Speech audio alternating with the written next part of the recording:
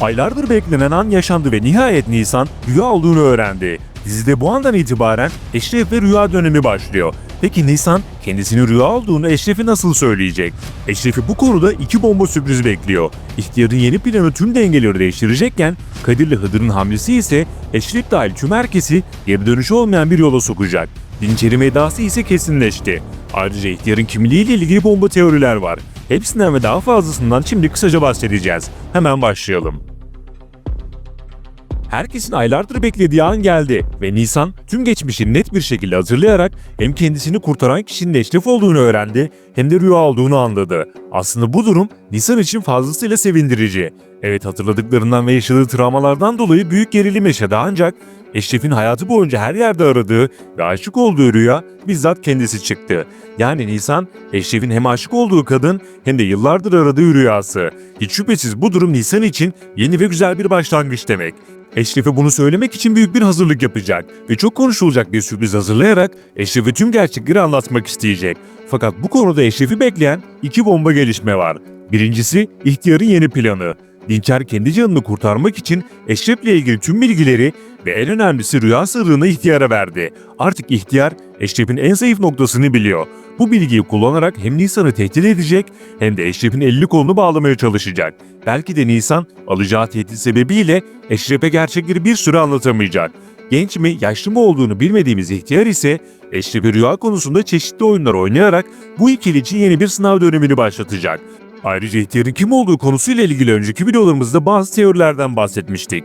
Belki de ihtiyar denen kişi genç biridir ve dizide oynayan karakterlerden biridir. Bu konuda Serdar Amir örneğini de vermiştik ve ihtiyarın savcıyla bağlantısını da anlatmıştık. Çünkü henüz ihtiyar karakteri için yeni bir oyuncuyla yapılan anlaşma yok. Evet, rüya sırrını ihtiyarın öğrenmesi ve Nisan'la Eşref'in elini kolunun bağlanacak olması birinci gelişmeydi. Şimdi gelelim Eşref'i asıl yıkacak olan ikinci gelişmeye. Umarız Eşref'in Nisan'ın rüya olduğunu öğrenme senaryosu çok fazla uzamaz. Aksi durumda reytinglere olumsuz yansıyabilir. Eşref zaten Fırat Koral'ı yani Dinçer'i bulmak üzere. Kendi canı için annesini öldüren Dinçer için artık yolun sonu yaklaşıyor. Geçmişin büyük yüzleşmesiyle Eşref, Dinçer'in biletini kesecekken asıl büyük yüzleşme Nisan'la Eşref arasında gerçekleşecek. Fakat Eşref'i bekleyen büyük bir şok var. Yıllardır aradığı rüyasının Nisan olduğunu öğrendiğinde ilk güzel şoku yaşayacak ancak rüyasının bir muhbir olduğunu ve savcıya çalıştığını öğrenince tam anlamıyla yıkılacak. Hatta ölmek isteyecek. Çiğdem bir türlü Nisan'ın yakasını bırakmıyor ve savcıyla Nisan'ın görüntüleri elinde. Üstelik bu görüntüleri Dinçer'e vermişti. Yolun sonuna yaklaşan Dinçer ise bunu son koz olarak kullanacak ve Eşref'i yıkmak için Nisan'ın bir muhbir olduğunu ortaya serecek. İşte bu konu Eşref ve Nisan için çok büyük bir sınav olacak. Elbette üstesinden gelecekler ancak fazlasıyla zorlu bir süreç onları bekliyor. Şimdi gelelim sürpriz senaryoya. Kadir bitti demeden bitmez dedik ve durumlar aynen böyle oldu. Kadir ince bir planla Hıdır'ı arkasına aldı. Baba oğlu arasında geçmişin duygu dolu yüzleşmesi yaşanırken Hıdır adeta Kadir'i kanatları altına aldı. Yani Kadir artık Hıdır tarafından koruma altında. Ancak tek bir şartla. Bu şart Hıdır'ın istediği gibi biri olmak. Kadir bu konuda güzelce numara yaparak Hıdır'a karşı nabza göre şerbet veriyor. Aslında Kadir'in planları çok daha başka. Ancak yine de geçici olarak annesinin intikamı için ihtiyara karşı Eşref'le birlik olmaları bekleniyor. Eşref, Kadir'in Hıdır'ın oğlu olduğunu öğrendikten sonra mecburen yeni bir plan oluşturacak. Çünkü Hıdır, Eşref'le Kadir'in arasını düzeltmek için elinden geleni yapacak. Fakat bu işbirliği geçici süreliğine olacak.